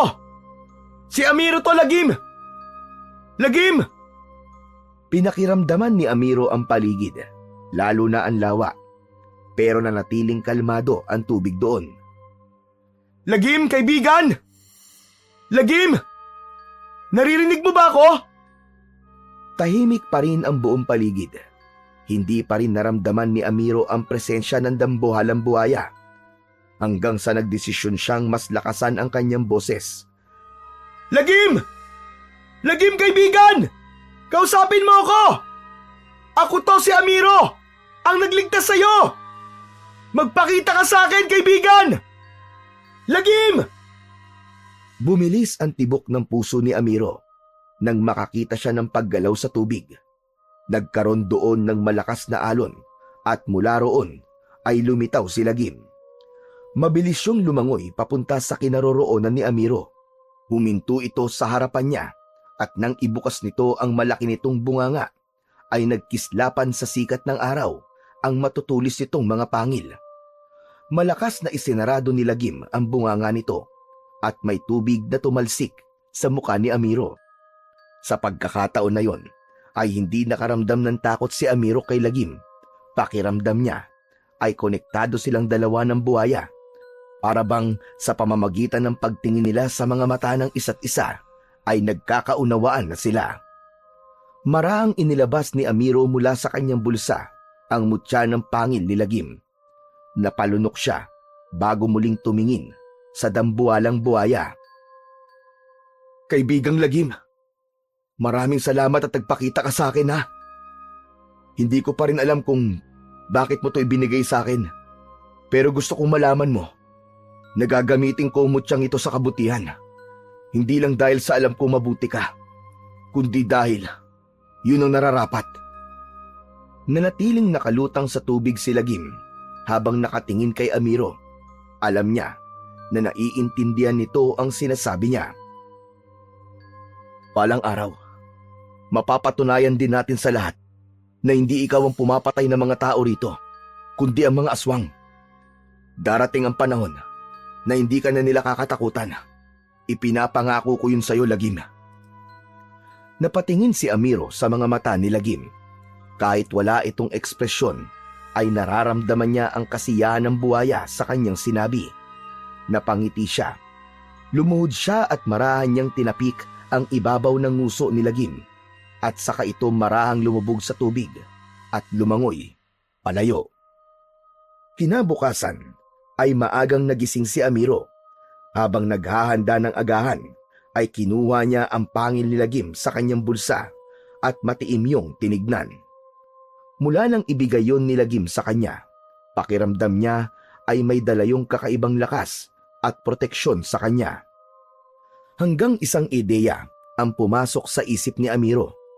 Kumuha siya ng isang matibay na piraso ng itim na tali. Mahigpit niyang pinaikutan ng tali ang pangil at ginawa niya yung palawit. Isinuot niya yon sa kanyang leeg at naisip niya na tama ang kanyang ginawa upang hindi yun mawala sa kanya. Makalipas ang ilang sandali, ay nagising na si Miguel at nagsalo na silang magkapatid sa kanilang simpleng agahan. Kuya, ano yung nasa leeg mo? Ah, ito bang kwintas? Napulot ko lang to sa gubat habang nangangaso ko. Kuya, pangil ba yan ng hayop? Oo, parang ganun na nga. Nagandaan ako kaya ginawa kong kwintas. Bagay naman sa akin, di ba? Bagay naman, kuya. Ah, oo nga pala, kuya. Meron po kaming field trip sa susunod na buwan. Pwede po ba akong sumama? Aba, syempre naman. Alam mo, Miguel, hindi ko naranasan ang mga ganyang bagay nung nag-aaral pa ako. Kaya gusto kong ma-experience mo. Salamat, kuya. Magsasabi na po agad ako sa teacher namin na makakasama ako. Ngumiti si Amiro kay Miguel. Nakahinga siya ng maluwag dahil agad na nawala ang usapan nila sa pangil na nakasabit sa leeg niya. Medyo kinabahan siya dahil ang akala niya ay marami pang itatanong ang kanyang kapatid na si Miguel sa suot niyang kwintas. Sa gitna ng mahimbing na pagtulog ni Amiro ng madaling araw na yon, ay bigla siyang nagising. Pakiramdam niya ay may malamig na hanging yumakap sa kanya at isang kakaibang pakiramdam ang gumapang sa kanyang katawan. Napapikit siya at may narinig siyang lalaking humihingi ng tulong. Hanggang may lumitaw na imahe sa utak niya. Isang lalaki ang mabilis na tumatakbo sa madilim na gubat habang hinahabol ng dalawang aswang. Agad na nagmulat ng mata si Amiro. Maingat siyang bumangon upang hindi magising ang kapatid niyang si Miguel na mahimbing na natutulog sa kanyang tabi. Kinuha niya ang kanyang pana at palaso at lumabas ng bahay. Malaki ang mga hakbang na tinahak niya ang daan papunta sa gubat. Nang makarating siya sa parte ng gubat na nakita niya sa kanyang isip kanina, ay nakita niya ang isang lalaking nakahandusay sa lupa at inaatake ng 2 aswang. Hindi na nagdalawang isip si Amiro. Itinutok niya ang kanyang pana at mabilis na pinakawalan ang isang palaso. Tumama yon sa balikat ng isang aswang, kaya napasigaw ito ng malakas nang dahil sa sakit. Agad na napalingon ang 2 aswang sa kanya habang nagliliyab sa galit ang mga mata ng mga yon. Magkasabay na sumugod ang mga aswang kay Amiro. Sinubukan niyang umatras pero masyadong mabilis ang mga ito. Bago pa siya makailag ay naramdaman na niya ang pagsayad ng mga matutulis na ngipin ng mga ito sa kanyang balat. Ang isa ay kinagat siya sa leeg, habang ang isa naman ay sa kanyang braso. Ngunit nagulat si Amiro nang wala siyang naramdamang sakit. Hindi rin niya naramdamang bumaon ang ngipin ng mga aswang sa balat niya. Maging ang mga aswang ay nagtaka nang alisin ng mga yon ang pagkakakagat kay Amiro. Napangisi si Amiro nang mapagtantong hindi siya tinablan ng kagat ng mga aswang dahil naging kasintigas ng balat ng buhaya ang balat niya nang dahil sa kanyang mutya. Sa pagkakataon na yon, isang kakaibang lakas ang dumaloy sa buong katawan ni Amiro. Mabilis niyang sinuntok ang isang aswang sa muka. Sinipa naman niya ang isa sa sikmura. Parehas na tumilapon ang 2. Mabilis niyang itinutok sa isang aswang ang kanyang pana at pinakawalan ang isang palaso. Pero mabilis siyang nakaiwas. Hanggang sa bumalik sa alaala ni Amiro ang ginawang pagtulong noon ni Lagim sa kanya. Sinubukan niyang tawagin ang pangalan ng buhaya. Ubod lakas niyang isinigaw ang pangalan ni Lagim. Hindi nagtagal ay isang nakakabingin dagundong ang pumuno sa buong kagubatan. Bahagyang yumanig ang lupa at sa isang iglap ay dumating si Lagim habang malaking nakabukas ang bibig nito. "Kaibigan Lagim! Dumating ka!" Mabilis na inatake ni Lagim ang isang aswang. Buong lakas nitong kinagat ang ulo ng aswang at sa isang iglap, naihiwalay ni Lagim ang ulo ng aswang sa katawan nito. Ang natitirang aswang naman ay sinubukang atakihin si Lagim, pero mabilis na hinampas ni Lagim ang aswang ng makapal at matigas nitong buntot. Lumipad sa ere ang aswang at sumalpok ito sa isang puno. Sumuka ng dugo ang aswang nang mapasandal ito sa puno. Nakita ni Amiro na yun na ang pagkakataon niya para patayin ang aswang. Itinutok niya rito ang kanyang pana at nagpakawala siya ng 2 magkakasunod na palaso. Tumama ang mga yon sa dibdib ng aswang na agad nitong ikinamatay. Tinignan ni Amiro si Lagim at tumitig din ito sa kanya. Mas lalo niyang naramdaman ang malakas na koneksyon nilang 2. Hindi nagtagal ay umalis na si Lagim. Nilapitan ni Amiro ang lalaking inatake ng mga aswang at nalaman niyang buhay pa ito ng kanya itong pulsuan. Binuhat niya ang lalaking walang malay at dinala sa kubo ni Lolo Waldo upang magamot ang mga sugat nito. Simula noon, hindi na lamang pangangaso ang ginagawa ni Amiro sa gubat. Tuwing sasapit ang dilim, ay umaalis siya sa kanilang bahay habang tangan ang kanyang pana at palaso. Nagpupunta siya sa mas masusukal na bahagi ng kagubatan upang hanapin at lipulin ang mga kampon ng kadiliman na aswang na patuloy na pumapatay ng mga tao sa kanilang bayan. Hindi lang simpleng pagtatanggol ang kanyang layunin dahil nais niyang tuluyang maubos ang mga aswang. Ngunit higit sa lahat, gusto niyang matuklasan kung saan nagkukuta ang mga aswang upang matapos na ang pananalasa ng mga aswang sa kanilang lugar. Sa bawat laban ni Amiro ay hindi siya kailanman naging mag-isa. Isang sigaw lamang niya sa pangalan ni Lagim ay agad itong dumarating upang tulungan siya. Sa paglipas ng mga araw, lalong tumibay ang kanilang koneksyon. Hindi lang bilang magkasangga, kundi bilang dalawang nilalang na may iisang mithiin. Sa tuwing tatapusin nila ang isang laban, hindi lang dugo ng mga aswang ang naiiwan sa lupa, kundi ang pangakong hindi sila titigil hanggat hindi naglalaho ang mga banta ng aswang sa kanilang lugar. Isang tahimik na madaling araw. Nakahiga si Amiro sa likod ni Lagim habang nakalutang ang buhaya sa gitna ng lawa. Ang malamig na simoy ng hangin ay banayad na dumadampi sa kanyang muka at ang liwanag ng bilog na buwan ay kumikislap sa ibabaw ng tubig.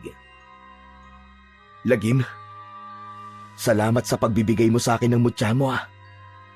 Ang sarap pala talaga sa pakiramdam na makatulong sa mga tao at lumaban sa mga aswang. Bahagyang gumalaw si Lagim sa ilalim niya. Tila sumang-ayon ito sa kanyang sinabi. Napangiti naman si Amiro at binagmasdan ang langit. Sigurado kung hindi magtatagal, ay mauubos din natin ang mga aswang sa gubat na to. Natigilan si Amiro nang may marinig siyang mahinang kaluskos sa gilid ng lawa. Agad siyang bumangon at nanlaki ang mga mata niya nang makita si Kapitan Renato na nakatayo sa gilid ng lawa habang nakatingin sa kanila ni Lagim. Sa isang kamay nito ay hawak nito ang isang baril. Kapitan Renato, ano pong ginagawa niyo rito? Ikaw ang dapat kong tanungin yan. Umalis ka riyan, Amiro. Lumayo ka sa buhayang yan. Hindi niyo po kailangan saktan si Lagim, Kapitan. Wala siyang ginagawang masama sa inyo. Tignan mo, hindi niya ako sinasaktan, mabait po siya. Maniwala po kayo sa akin, Kapitan. Kakampi po natin si Lagim. Anong walang ginawang masama? Nakalimutan mo na bang napakarami ng pinatay ng halimaw na yan? Umiling si Amiro at huminga ng malalim bago muling nagsalita. Hindi po si Lagim ang pumapatay sa mga tao, Kapitan. Ang mga aswang may kagagawa ng lahat ng yon. Ilang beses ko na po nakita na inatake nila ang mga tao. Ilang beses ko na nakalaban ng mga aswang. Kung may dapat kayong tapusin, hindi si Lagim, kundi yung mga aswang. Maniwala naman po kayo sa akin, Kapitan. Nahihibang ka na, Amiro. Ano bang ginawa sa'yo ng buhayang yan? Tignan nyo, Kapitan. Tignan nyo. Kung masama si Lagim, bakit hindi niya ako sinasaktan? Natahimik si Kapitan Renato. Bumaling ang tingin nito kay Lagim. Nagulantang si Amiro nang biglang itinutok nito ang hawak nitong baril kay Lagim. Hindi ko alam kung anong ginawa niya sa'yo, pero isang bagay lang ang sigurado ko. Kung hindi ka lalayo dyan, mapipilitan ako magpaputok. Huwag mo akong subukan, Amiro! Hindi ako aalis dito, Kapitan. Hindi ako aalis hanggat hindi mo nauunawaan na hindi si Lagim ang kaaway natin, kundi ang mga aswang. Nagtagpo ang mga mata ni Amiro at Kapitan Renato hanggang sa naging matalim ang tingin ni Kapitan. Masyado mo akong sinusubukan, Amiro. Matapos nito yung sabihin, ay naramdaman ni Amiro na magpapaputok na si Kapitan Renato. Mabilis na niyakap ni Amiro si Lagim at kasunod nun ay nakarinig siya ng 3 magkakasunod na putok ng baril. Naramdaman niya ang pagtama ng mga bala sa kanyang likod, ngunit hindi man lang yun tumagos sa kanyang katawan. Muling tumingin si Amiro kay Kapitan Renato. Gulat na gulat ang kapitan habang hindi makapaniwalang nakatingin kay Amiro. Paanong hindi ka tinablan ng bala? Anong klaseng demonyo ka, Amiro? Malamang, kasabot ka ng buhayang yan. Kayong dalawa may kagagawa ng lahat ng pagpatay dito. Napamulagat si Amiro sa sinabi ng kapitan. Bago pa siya makapagpaliwanag, ay tumalikod na si Kapitan Renato at mabilis na tumakbo palayo. Kapitan! Kapitan, sandali lang! Magpapaliwanag ako! Mali kayo nang iniisip! Kapitan! Walang inaksayang sandali si Amiro. Agad siyang tumalon mula sa likod ni Lagim at sumisid sa tubig upang habulin ang kapitan. Umahon siya at agad na tumakbo papunta sa direksyong tinakbuhan nito, pero hindi niya na nakita kung saan nagpunta si Kapitan Renato. Bumigat ang dibdib ni Amiro. Kasunod nun ay nanlamig ang mga kamay niya nang maisip niya na hindi magtatagal ay ipagkakalat ni Kapitan Renato sa buong bayan na siya at si Lagim ang may kagagawan ng mga patayan. Kapag nangyari yon, siguradong pag-iinitan siya ng mga tao at may posibilidad na maging si Miguel ay madadamay. Dahil doon ay mabilis na tumakbo si Amiro pauwi. Nang makarating siya sa harap ng kanilang bahay, ay agad siyang kumatok ng malakas. Ilang sandali lang ay bumukas ang pinto at bumungad sa kanya si Miguel na mukhang bagong gising habang kinukusot ang mga mata. Kuya, bakit para kang nakakita ng multo? May problema ba? Wala nang sinayang na oras si Amiro. Pumasok siya at mabilis na kinuha ang isang lumang bag mula sa kanilang aparador. Mabilis niyang inilagay roon ang ilang damit ni Miguel, habang si Miguel naman ay may pagtataka siyang pinapanood. Kuya, anong ginagawa mo? Ano ba nangyayari? Huwag ka na magtanong, Miguel. Kailangan mo magtago. Hindi ka dapat makita ng kahit na sino ngayon. Pero kuya... Miguel, sumunod ka na lang sa akin. Kilala mo ko. Hindi ako papayag na may masamang mangyari sa'yo. Kaya itong ginagawa ko ay para sa kaligtasan mo. Lalo lamang naguluhan si Miguel, ngunit tila nagtiwala na ito kay Amiro dahil hindi na ito nagtanong pa. Pagkatapos ng ilang minuto, binuhat ni Amiro ang bag at hinawakan ang braso ni Miguel at magkasama silang umalis ng kanilang bahay. Walang ibang naisip si Amiro na pwede niyang pagkatiwalaan kundi si Lolo Waldo. Kaya naman, doon sila nagpunta ng kanyang kapatid. Kumatok si Amiro sa pinto ng bahay nito at hindi nagtagal ay bumukas yun. Bumungad ang matandang albularyo na may dalang gasera. Amiro! Aba, anong ginagawa niyo rito ng ganitong oras? Lolo Waldo, maaari bang dito muna si Miguel? Kailangan niya pong magtago. Hindi magiging maganda ang mangyayari sa mga susunod na araw. Ano ba nangyayari? Ipinaliwanag ni Amiro ang lahat. Wala siyang inilihim dito upang mas maunawaan siya nito. Sinabi rin niya na inisip ni Kapitan Renato na kasama siya ni Lagim sa pagpatay sa mga tao kahit wala naman yung katotohanan. Matapos niyang magpaliwanag ay tumango si Lolo Waldo. Naiintindihan kita, Amiro. Huwag ka mag-alala. Ako ang bahala kay Miguel. Salamat po, Lolo Waldo. Sige po, aalis na ako. Kuya, saan ka pupunta? Lumingon si Amiro sa kanyang kapatid at pilit na ngumiti. Huwag ka mag-alala, Miguel. Kapag natapos na ang lahat ng ito, ay babalik tayo sa normal nating buhay. Basta sa ngayon, sundin mo na lang muna si Lolo Waldo. Mabilis na niyakap ni Amiro si Miguel bago siya tumalikod at mabilis na naglakad pabalik sa gubat. Ang lugar na yun lamang ang naisip niyang lugar na maaari niyang pagdaguan ng pansamantala habang iniisip niya ang susunod niyang hakbang. Simula noon ay nagtago at nanirahan na muna si Amiro sa gubat. Mahirap ang buhay niya roon dahil wala siyang maayos na pagkain at wala siyang masisilungan laban sa ulan at lamig ng gabi.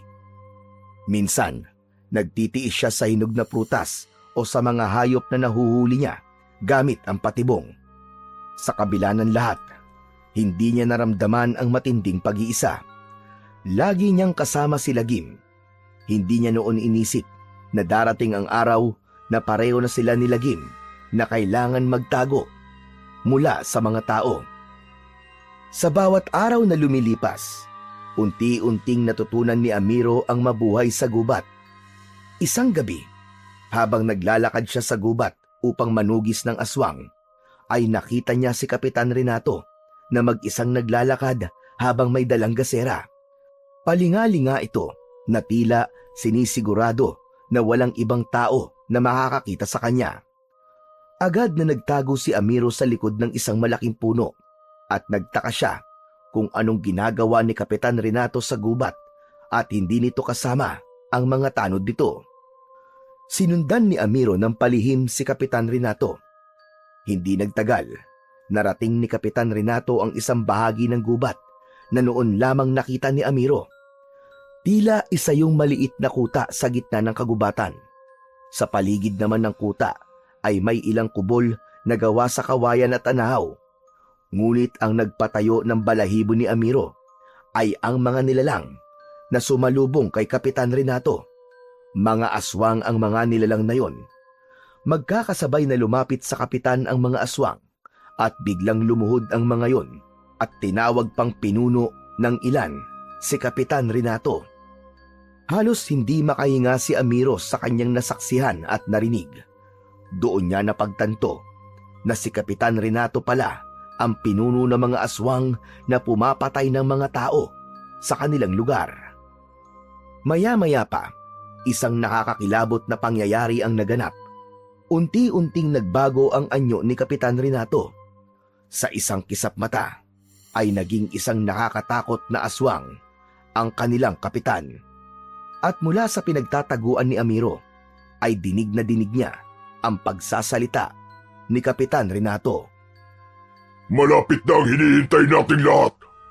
Sa susunod na kabilugan ng buwan na, sisimulan na natin ang ating pagsalakay sa baryo.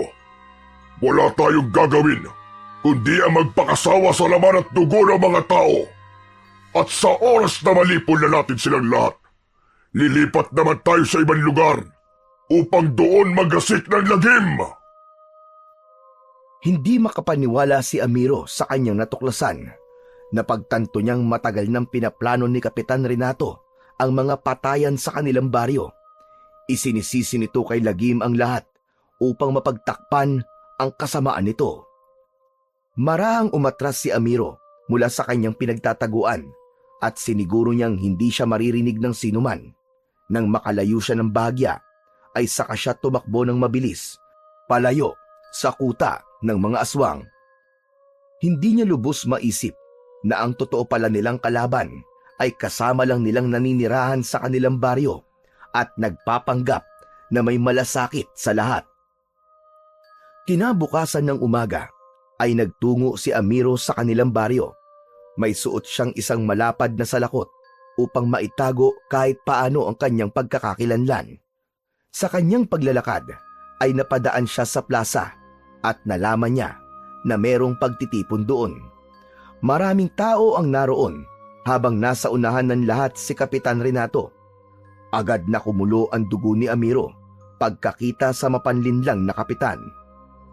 Huminto siya at nagtago sa kumpol ng mga tao upang pakinggan ang sasabihin ni Kapitan Renato. Mga kababayan, nagtitipon tayo ngayon upang mabigyan ko kayo ng babala. Nalaman ko na hindi lamang ang halimaw na buhay na si Lagim ang dapat nating katakutan dahil meron siyang kasabwat sa lahat ng patayan na nangyayari dito sa ating baryo. Isa sa mga kabaryo natin ang tumutulong kay Lagim upang makapambiktima ng mga inosente. Walang iba kundi si Amiro. Alam ko na marami ang nakakakilala sa inyo sa kanya dahil sa pagiging mangangaso niya. Nagkaroon ng bulong-bulungan ng mga tao sa sinabing yon ni Kapitan Renato, habang si Amiro naman ay nanatiling nakatago at patuloy na nakikinig. Totoo ang narinig niyong lahat. Hindi lang si Lagim ang pumapatay sa lugar natin, kundi kasabwat niya si Amiro. May kakaiba silang ugnayan ng dambuhalang buhayan na yon. Marahil ay gumagamit ng itim na kapangyarihan si Amiro upang mapasunod niya si Lagim sa mga gusto niya. Kaya bilang kapitan niyo na ang tanging nais ay ang inyong kaligtasan, inuutos ko na sa oras na makita niyo si Amiro kahit saan, ay agad niyong huliin at dalhin sa akin. Hindi natin hahayaang mabuhay ang isang taksil sa ating baryo. Nanginig ang buong katawan ni Amiro dahil sa pagpigil niya sa kanyang galit. Halos sumabog ang kanyang dibdib sa matinding pagkapuot. Hindi siya makapaniwala sa kasinungalingan ni Kapitan Renato. Hindi lamang nito itinuro si Lagim bilang salarin, kundi pati siya, para lang mailayo ang mga tao sa kung sino talaga ang totoong kalaban. Alam ni Amiro na hindi na siya maaaring magtagal doon. Agad siyang umalis sa kumpol ng mga tao dahil para sa kanya ay sapat na ang kanyang mga narinig. Malalaki ang mga hakbang na bumalik siya sa gubat upang pag-isipan ang susunod niyang hakbang. Naisip ni Amiro na kailangan niya ng wakasan ang kasamaan ni Kapitan Renato at hindi niya na kailangang hintayin ang kabilugan ng buwan. Alam niya na sa gabing yon ay maraming tao ang mamamatay sa kamay ng mga aswang na nagtatago sa gubat. Kinagabihan, lumabas ng gubat si Amiro at matapang siyang nagtungo sa bahay ni Kapitan Renato. Nang nasa tapat na siya ng pinto ng bahay ng kapitan, ay huminga siya ng malalim bago malakas na kumatok sa pinto. Ilang saglit lang ang lumipas bago yun bumukas. Sumilip si Kapitan Renato at halatang nagulat ito nang makita si Amiro. Nilakihan nito ang pagkakabukas ng pinto at matalim na tumingin sa kanya. Anong ginagawa mo sa aking pamamahay, Amiro? Papatayin mo rin ba ako? Gaya ng ginawa niyo ng buhayang yon sa mga naging biktima niyo? Napakagaling mo. Alam ko na ang sekreto mo, Renato. Tigilan mo na ang pagpapanggap mo. Alam kong ikaw ang pinuno ng mga aswang. Kayo ang totoong pumapatay ng mga tao sa baryo natin. Isinisisi mo pa kay Lagim ang pagpatay nyo upang hindi ka mapaghinalaan ng mga tao. Pero ngayon, tapos na ang palabas mo, Renato. Bistado ka na. At ano naman ang balak mong gawin, Amiro? Magsusumbong ka sa mga tao? Sa tingin mo ba, maniniwala sila sa'yo? Ikaw na itinuturing nilang traidor? Hindi ko na kailangan sabihin sa kanila dahil ipapakita ko sa kanila kung sino kan talaga. Bago pa makapagsalita si Kapitan Renato, ay hinablot na ito ni Amiro sa kwelyo ng suot nitong damit. Malakas niya tong hinila palabas ng bahay. Halos mawalan ng balanse ang kapitan. Pero bago pa ito makalabas, isang malakas na suntok ang pinadapo ni Amiro sa mukha nito. Bumagsak ito sa lupa. Tumingala ito kay Amiro at pinunasan ng dugo sa labi nito gamit ang kanyang kamay.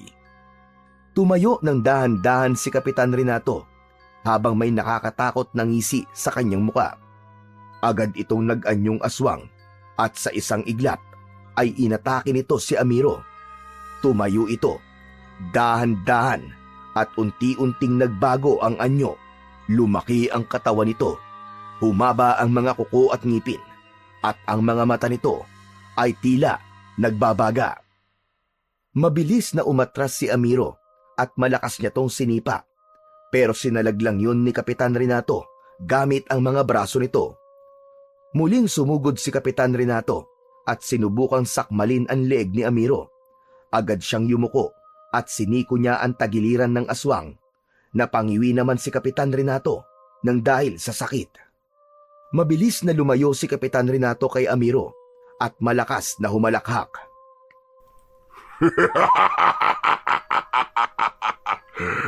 Malakas ka, Amiro. Hindi ko inaasahan na kaya mo makipagsabayan sa akin. Kaya kailangan ko na ng tulong ng mga alagad ko para tapusin ka! Isang malakas na alulong ang pinakawalan ni Kapitan Renato. Hindi nagtagal ay dumating ang mga aswang at tumayo ang mga yon sa likod ng kapitan. Matalim ang tingin ng mga yon kay Amiro, na tila ba naghihintay lamang ang mga yon ng utos mula kay Kapitan Renato para patayin siya. Alam ko na may ginagamit kang kakaibang bagay, Amiro. At nais kong makuha ang bagay na yun upang maging mas malakas ako. Akala mo ba ay ikaw lamang ang may kakampi? Ha! Meron din ako! Isang malakas na sigaw ang pinakawalan ni Amiro. Ang kanyang mga tinig ay sumabay sa hangin hanggang umabot sa kagubatan. Lagim! Mabilis na dumating ang dambuhalang buhaya. Kulang na lang ay yumanig ang lupa sa bawat pagakbang ng malalaki nitong mga paa. Lumapit si Lagim kay Amiro. Nakita ni Amiro ang takot sa mukha ng mga aswang nang makita si Lagim. Agad na inutusan ni Kapitan Renato ang mga aswang na umatake. Sabay-sabay na sumugod ang mga aswang na akala mo ay gutom na mga hayop. Ang dambuhalang buhaya naman ay hindi na nagpatumpik-tumpik pa at nilusob nito ang mga aswang. Akala mo ay isa itong napakalakas na bagyo na niragasa ang mga aswang. Ginamit ni Lagim ang lakas ng panga nito at buntot upang labanan ang mga aswang. Samantala, si Amiro naman ay abala kay Kapitan Renato.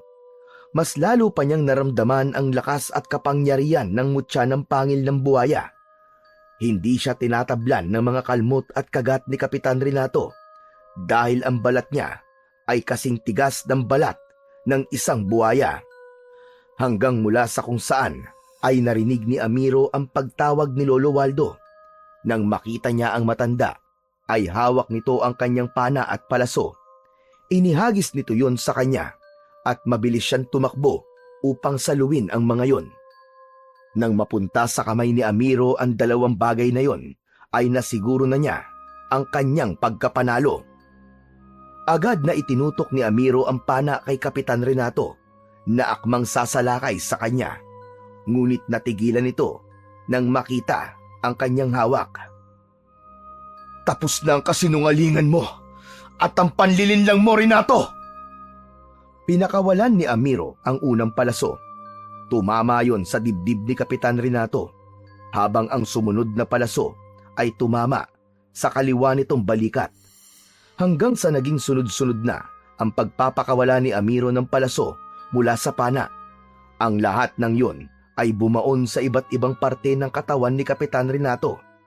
Nang napaluhod na ito sa lupa, ay doon na nagdesisyon si Amiro na tapusin na ang buhay nito. Inasinta niya ng mabuti ang noo ni Kapitan Renato at nang pakawalan niya ang palaso, ay bumaon yun sa noo nito at tumagos sa likod ng ulo nito ang dulong bahagi ng palaso. Nanlaki ang mga mata ni Kapitan Renato bago ito tuluyang humalik sa lupa.